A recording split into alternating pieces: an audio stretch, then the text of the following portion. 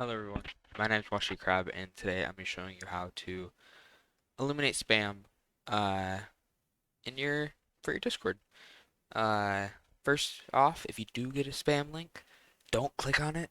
I feel like that goes without saying, but don't click on spam links or any links in Discord. They're probably a spam. But yeah, let's get into the video.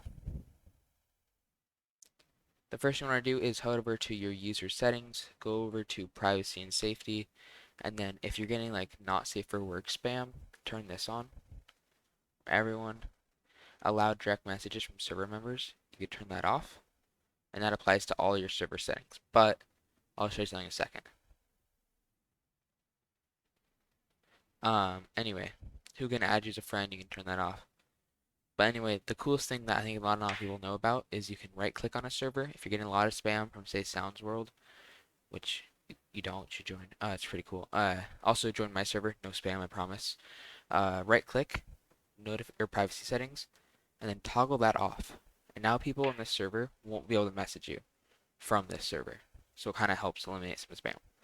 I hope this helped you. If it did, be sure to leave a like and subscribe. Again, join my server, Washy's Wonderful World. Link will be in the description. Thank you.